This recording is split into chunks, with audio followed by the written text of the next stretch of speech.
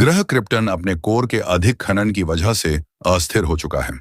ग्रह के विस्फोट से ठीक पहले क्रिप्टन के प्रमुख वैज्ञानिक जोरेल अपने नवजात पुत्र कल एल में जेनेटिक कॉडेक्स को डालकर चुरा लेते हैं, जो क्रिप्टोनियन सभ्यता की आनुवंशिक जानकारी का स्रोत होता है। कल एल, जो कि सदियों में पहला प्राकृतिक रूप से जन्मा क्रिप्टोनियन है, उसे जोरेल एक यान में धरती की ओर भेज देते हैं। इसी दौरान जनरल जॉर्ड द्वारा किए गए विद्रोह में जोरेल की हत्या हो जाती है। कलेल का यान कैंसस, अमेरिका में उतरता है, जहां जोनाथन और मार्था केंट उसे गोद लेकर उसका नाम क्लार्क रखते हैं। जैसे जैसे वह बड़ा होता है, पृथ्वी के पीले सूरज की वजह से उसकी क्रिप्टोनियन शरीर रचना उसे अलौकिक शक्तियां प्रदान करती है। जोनाथन उसे समझाते हैं कि इन शक्तियों को छिपा कर रखना चाहिए। एक बार जब तूफान के दौरान क्लार्क उसे बचाने की कोशिश करता है, तो जोनाथन इनकार कर देते हैं और अपनी जान गंवा देते हैं।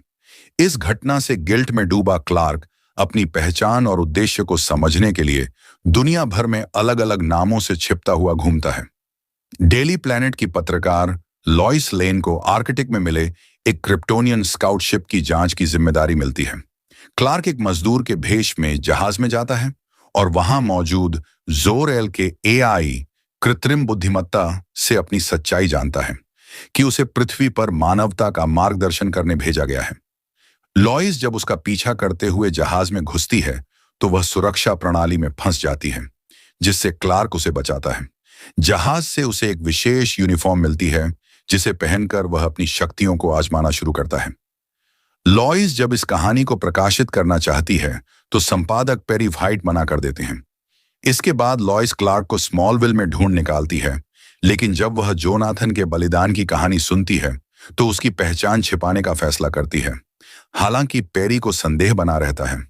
इसी बीच जनरल जॉर्ड और उसके साथी फैंटम जॉन से भाग निकलते हैं, जहां उन्हें क्रिप्टन से गद्दारी के लिए बंद किया गया था।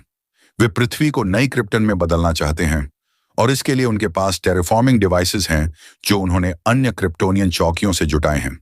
जॉर्ड क्लार्क और लॉइस को पकड़ लेता है और उसका वैज्ञानिक जैक्सोर क्लार्क के जीन निकालकर शुद्ध क्रिप्टोनियन सभ्यता को फिर से बसाने की योजना बनाता है। क्लार्क जोरेल के एआई की मदद से जहाज को अपने नियंत्रण में ले लेता है और लॉइस के साथ भाग निकलता है। वे अमेरिकी सेना को जॉर्ड की योजना की जानकारी देते हैं। फिर जॉर्ड के सैनिकों और क्लार्क के बीच जबरदस्त टकराव होता है।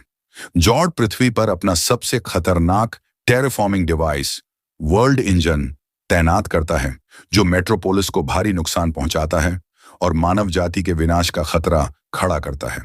क्लार्क इस यंत्र को नष्ट कर देता है, जबकि अमेरिकी सेना ब्लैक जीरो पर हमला कर जॉर्ड के सैनिकों को फिर से फैंटम जोन में भेज देती है।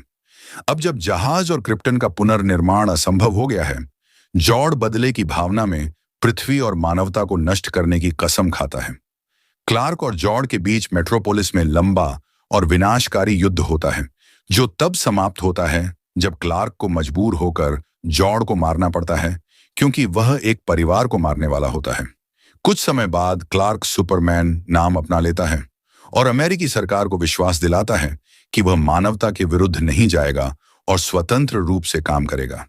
अपनी पहचान को गुप्त रखने के लिए वह डेली प्लैनेट में रिपोर्टर